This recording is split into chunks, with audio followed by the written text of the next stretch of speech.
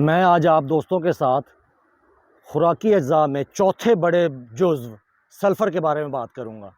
इस वक्त ज़िम्मेदार भाइयों और मार्केट के अंदर मुख्तलिफ़ अक़साम के सल्फ़र्स के ऊपर बातचीत होती रहती है और ज़िम्मेदार हज़रात इस कशमकश में मुब्तला रहते हैं कि कौन सा सल्फ़र इस्तेमाल करना चाहिए और किस वक्त इस्तेमाल करना चाहिए।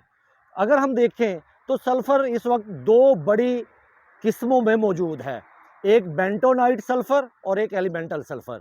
इस वीडियो में मैं आप दोस्तों को बेंटोनाइट सल्फ़र के बारे में मालूमात फ़राहम करूँगा। बेंटोनाइट सल्फ़र बुनियादी तौर पर इसमें 90 से 95% तक सल्फ़र मौजूद होता है और ये 90-95% सल्फ़र बकाया 10-15% मट्टी या बेंटोनाइट क्ले के अंदर गुंधा हुआ होता है, उसके अंदर मिक्स हुआ होता है।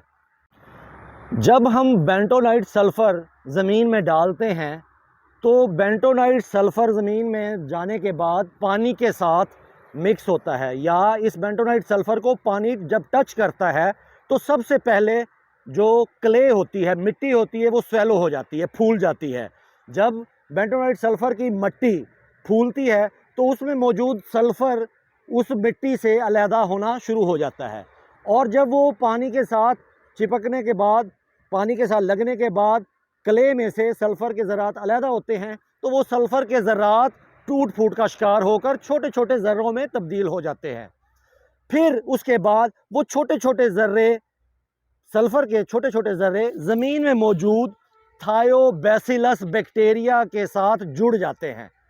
थायोबैसिलस बैक्टीरिया उस सल्फ़र के ऊपर एक्शन करता है, अमल करता है, काम करता है और उस सल्फ़र को ऑक्सीडाइज़ करने के बाद उसको सल्फ़ेट शक्ल में तब्दील कर देता है।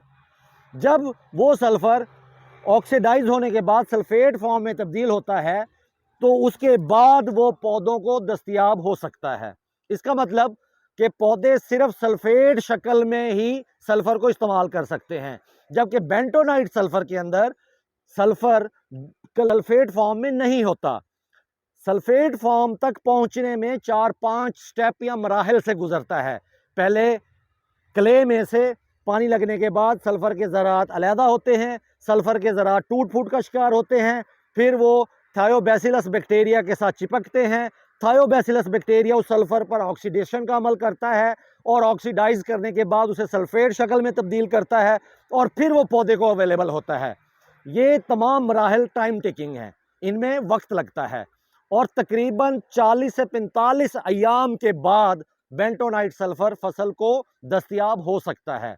लिहाजा अगर ज़िम्मेदार भाइयों ने बेंटोनाइट सल्फ़र को इस्तेमाल करना है तो नंबर 1, इसे बिजाई के वक्त बेसल डोज में ज़मीन की तैयारी में इस्तेमाल करना चाहिए। नंबर 2, इसको कम से कम 10 किलोग्राम की मिकदार में इस्तेमाल करना चाहिए।